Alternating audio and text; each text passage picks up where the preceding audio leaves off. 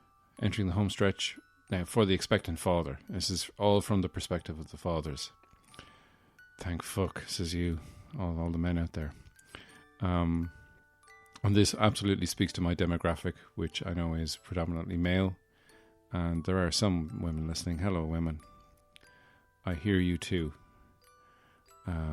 So, what if you feel like you don't want to be in the delivery room at all? Years ago, no one expected men to be involved in their partner's pregnancies or to be there for the births of their children.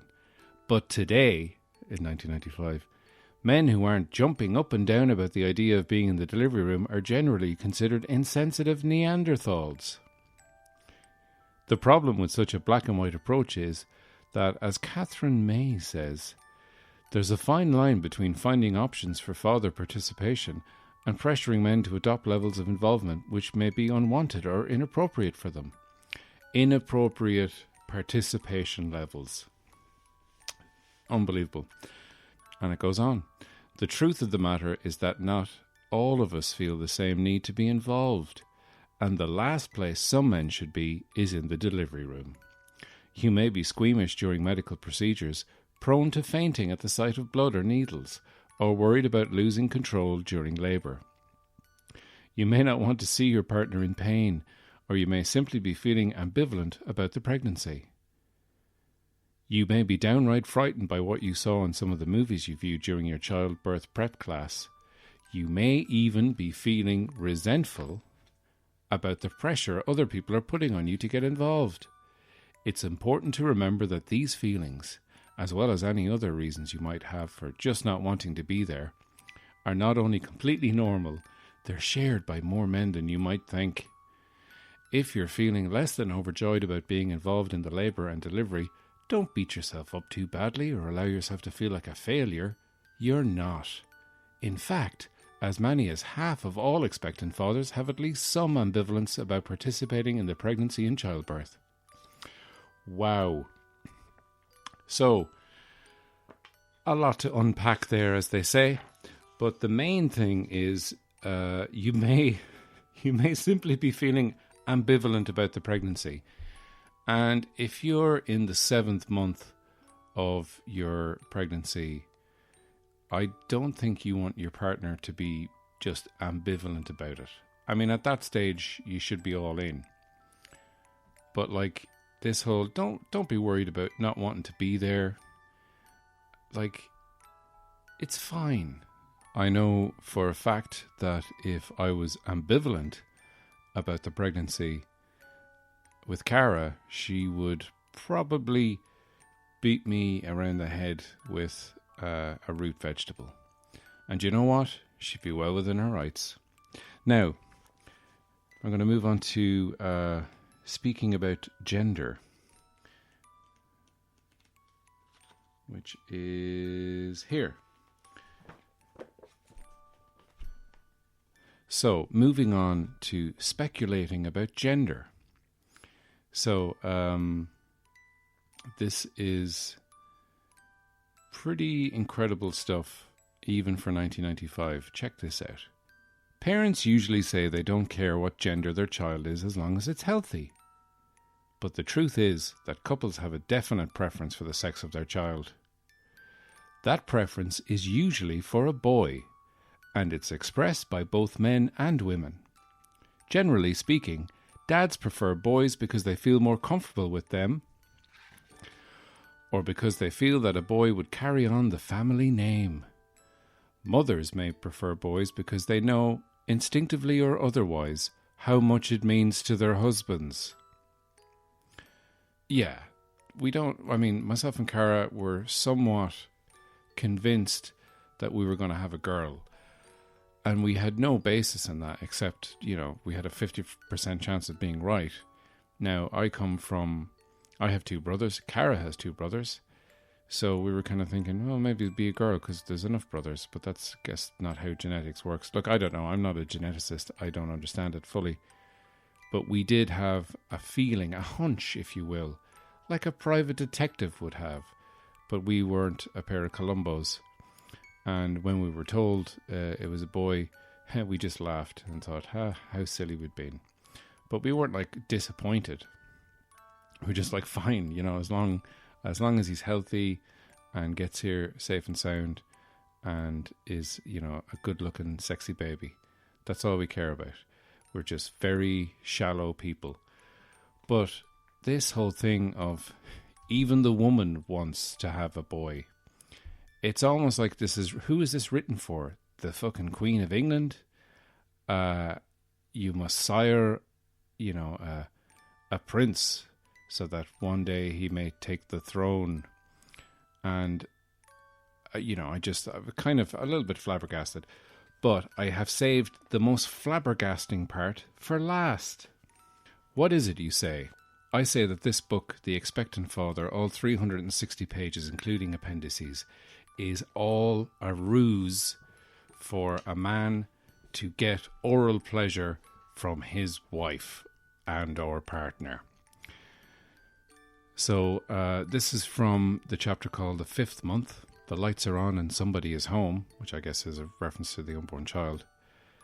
And I think this is what this book is leading up to, all 360 pages, including appendices and indexes. It's a sneaky way of a man getting what a man wants. Listen to this. So this is a section where it's when you and your partner are out of sync. So it's things to do if you feel that you're out of sync, that you're not quite, in sync, I guess. You might been hurt, babe. That ain't no lie.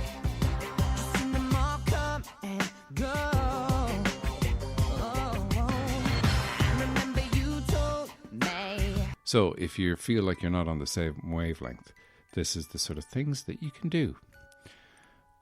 Talk is one of them, which is, pretty basic. At these and so many other times during your pregnancy, communicating with your partner is essential. As Arthur and Livy Coleman so wisely write, unless the couple can talk about their sex life, their entire relationship may suffer, and that in turn will compound their sexual problems. And then it says, try some non-sexual affection, be nice to each other. These are the bullet points. And then it gets to... This is all a preamble. It's like, we can talk, we can try some non-sexual affection, we can just be nice to each other. And then the next one says, try something completely off the wall. And then we get to it. Some fascinating new research, dear. That's how you'd kind of start it. I've just been reading in this science book. It suggests that we should do something. Listen to this, darling. Some fascinating new research has found that oral sex may actually make the pregnancy safer. Work with me here. This is the actual what's written. Gustav Decker, a professor at the University of Adelaide, did a study comparing 41 women who had preeclampsia, a condition marked by dangerously high blood pressure, and 44 who didn't. He found that 82% of the women without preeclampsia gave their partner regular blowjobs, but only about 40% of the women who had the condition did. According to Decker, the protective effect of oral sex was strongest if the woman actually swallowed the semen rather than coughing it onto the pillow. So now, when he's counselling couples who have had trouble in the past carrying a pregnancy to term, he tells them semen exposure is good and you could think of oral sex. Hey, I'm just saying, could be worth a shot, but don't hold your breath. This doesn't have to be a one-way street either. Susan White and Kenneth Keamy, 1982, found that women who have regular orgasms during pregnancy have a lower risk of premature delivery than women who don't. Results of this study further indicated that couples who talk versus couples who do not talk about sex actually engage in sex more frequently. The study also, hey, do you want to have sex? And then that leads to sex rather than not talking about sex at all. I guess that's what they mean. The study also hypothesized that couples who talk about sex during pregnancy experience more pleasure during sex. It was concluded that talking about sex does not have a direct effect on the pleasure in individual experiences during sex. Finally, as predicted, couples who experience more pleasure during sex throughout pregnancy report being more satisfied with their relationship. I mean, that goes without saying, but I love the whole give your man a blowjob to not suffer from high blood pressure, ladies. And swallow the semen. Don't cough it into a pillow. Who coughs semen onto a pillow? Like, you cough it onto, I don't know, a cloth or something, or tissues. You'd have tissues at hand, especially if it was premeditated sexual adventures. So this book has been a lifesaver. It's my Bible now, and everything in it is true and good. And hopefully we'll have a happy baby time. So guys, that is the end of this episode. Thank you so much for listening. I hope you've enjoyed it. I hope you can't hear Mr. Moses barking like a wild man in the background too loudly. I'm going to go down now and give him some food, and maybe he'll shut the fuck up. Also, hello Jerry and Anne, my parents. I hope you enjoyed all that pregnancy and blowjob talk. I am your second-born son. So, guys, as I've said a couple of times at the start of the podcast, you can check out my Patreon page. You can become a subscriber, a salmon skin, a salmon fin, or a salmon savior. Whatever you want to do. If you don't want to do that, that's perfectly understandable. But please do give me a follow, give me a like, give me a share. Give me a review if you can. If you're listening on Apple Podcasts or wherever you're listening, it'll take a few minutes and it really helps me out. Thanks very much. If you have enjoyed the show, please recommend it to someone. If you haven't, please shut your mouth. And respectfully, I love you. So that's it, guys. I'm going to leave you with another little clip from my set from a year ago. And hopefully, touch wood, fingers crossed, lucky rabbit foot gets rubbed, I will be able to perform sooner rather than later. So guys, thanks very much. Take care of yourselves, and I'll see you soon. Bye. And I find it hard to compliment women. Like some of the things, like I know you beautify yourselves in ways, but some of these things are very subtle. But I don't think we really give a shit. And I'll speak for all the straight men here because I have a microphone and I'm up here. It's not about lengthening things. It's your eyelashes, your hair, whatever. Like, I mean, your eyelashes could be so long you could dip them in soapy water and wash a fucking Volkswagen Jetta with them. I'd love to see that. I mean, I'd be impressed at the feet, but turned on, not so much. Like, I've never been in a pub or a club and I'm like, nudging my friend going, Jesus Christ, check out the lashes on your woman. Woo-wah-wee-wah-woo. So they're fake. Oh, I don't mind. Fake or no, then photo road, them won't be any day of the week. I'm doing my weird dance again. I just, like, and the hair extensions is another thing. Maybe it's me because I'm jealous. It's not my fault I was born with an upside down head. It's a common affliction that no one knows about. I just, like, hair extensions is not a deal breaker. It's never going to be, like, I'm never in a club. I'm never, like, going up to a friend. I'm like, girl, she's funny, she's sexy. There's real chemistry there. The sparks are flying. If only her hair was that little bit longer. It's quite literally all I demand in a woman. She's perfect, but just slightly longer hair. Now I will have to walk away from potential happiness. Wanking alone in a shed for me tonight. Guys, I don't know why I even bought a wanking shed. It's a complete waste of money. It was on sale. It was in the middle aisle. And I thought, that looks good. The accoutrements look sort of soft and forgiving. And I bought it, and it's a waste of money, guys. You don't need it. If you're a man, all you need is some balloons and olive oil. Just let that sink in. I'm planting seeds. Some man here tonight will remember that, pulling in an all-night garage. Do you have any balloons? Great, because there's definitely a child's birthday party happening in the morning that I forgot about. And olive oil to fry up the birthday cake. Oh, and something normal, like a crunchy. And then they'll be going, boop. He's definitely going to fuck that crunchy. Boop.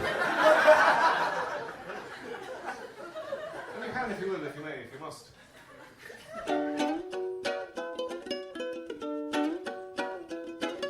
Salmon of knowledge, just a salmon of knowledge, just a salmon of knowledge, just a salmon of knowledge, just a salmon of knowledge, salmon of knowledge podcast.